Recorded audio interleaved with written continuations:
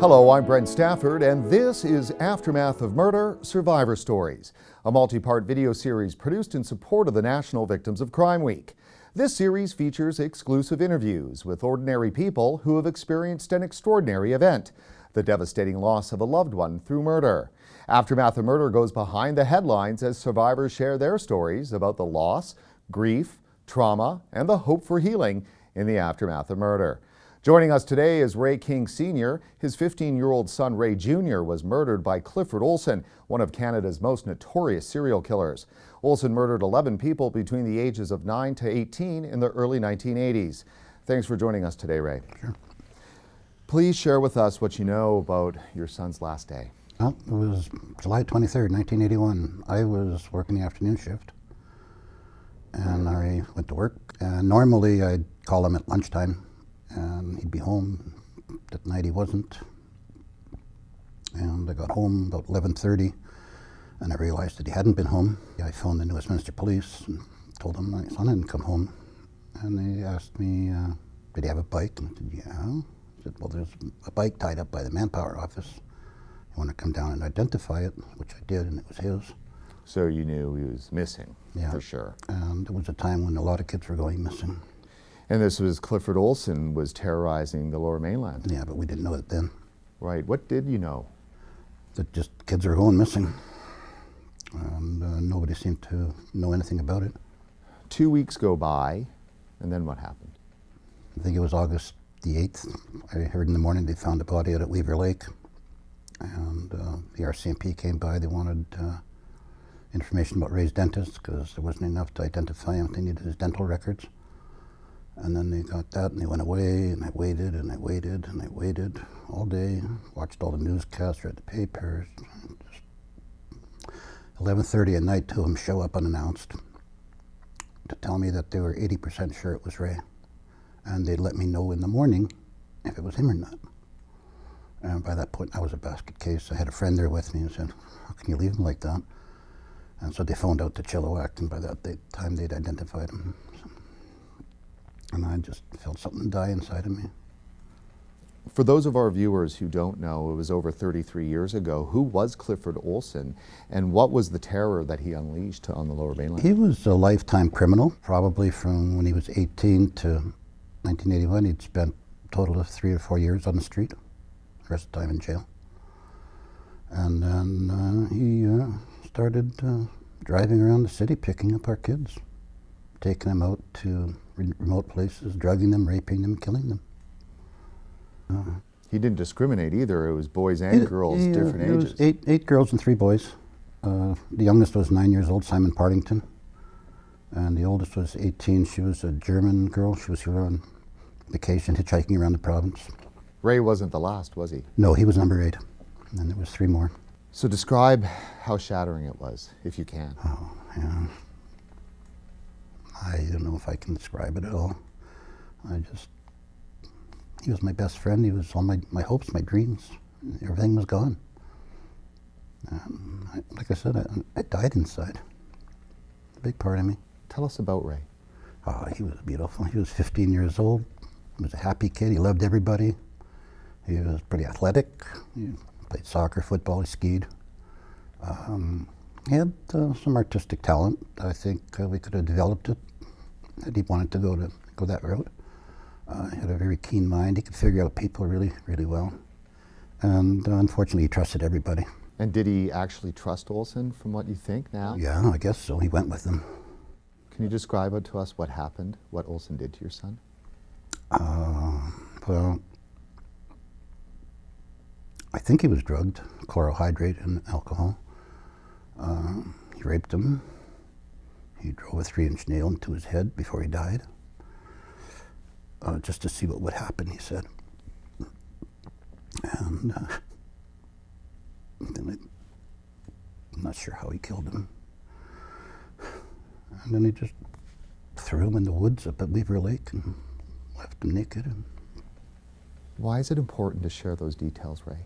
It's important for me to get it out. Because what he did was heinous. Oh, there's no description for it. I mean, Every one of the kids he did differently. And it was like he was experimenting with terror, you know. It's horrific enough when a loved one gets murdered, but when it's a serial killer, did that? Well, it was started a 30-year nightmare in the media. I mean, he was like a folk hero almost. Nothing he did went unnoticed by the press for 30 years. It was ridiculous. How bad was it with the media at the time? I couldn't get out of bed without cameras in my face almost. And they were there. When I got to the church for the funeral service, they were laying cable in the church, and I freaked out. I had a friend of mine tell him to get the cables out of there because it wasn't for public consumption. You know, it was my son. When he got caught, he continued to terrorize, but this time not the kids, you. The parents, yeah. How? How? Well, for a while he was sending letters to some of us. His homemade child pornography. Every time he was in the press, I just flipped. And it was like every 3 months, like clockwork, at least. And he'd received money, hadn't he? $100,000 to... What was that about? That was $10,000 per body to show him where he dumped them. And apparently that was the only way they could get a confession out of him. And nobody was supposed to know about it, but I suspect that he leaked the information to the press because he needed the notoriety. He needed everybody to know how clever he was. Right? So during these 30 years, describe to us your journey.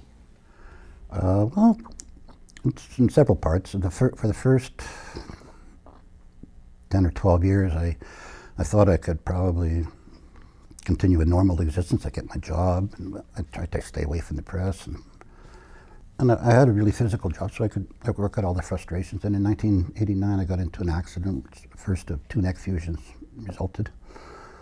And things were different. I had emotional pain to deal with, plus physical pain, and it wasn't really working, so I couldn't go to work anymore.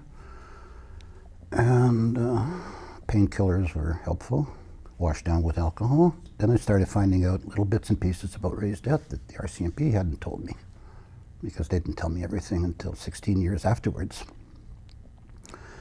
And I think I had a period of 2 or 3 years when I was really self-destructive with a lot of drugs, a lot of alcohol. How did you claw your way out of that? Well, it was kind of serendipity. I was at a mall one day, and Chris Simmons, whose daughter had been murdered, was there collecting petitions for Caveat, BC. And I stopped to talk to him. We talked a while. He said, let's go have a coffee. And spent about 2 hours with him. And at the end of the time, I decided I'd join up with him with Caveat and actually change things. And these are homicide support groups? Yeah, it was a grassroots. How important is that? It's very important, because when this happens, we're all alone.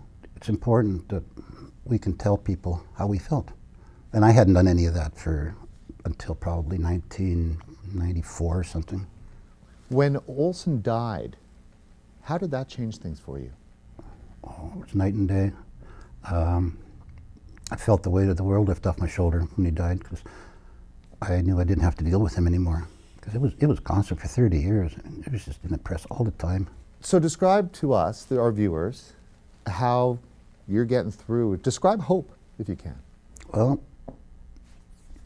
I think hope has to exist in my ability to help others in my situation now. And since I started being vocal about things, it's a lot different. I've recently got involved with an organization called LINC. It's Long-term Inmates Now in the community, organized by Glenn and Sherry Flett. And they're all about restitution to society. Then last summer they asked me if I'd care to work with them. And I said, sure. It's been really good. I think it's part of my healing. I have a different outlook on life. I can see that there are people who can be rehabilitated. They're not like Olson. So I think I'm on the right track now. So there is hope. Yes. It won't be the same as it was before, but there's hope.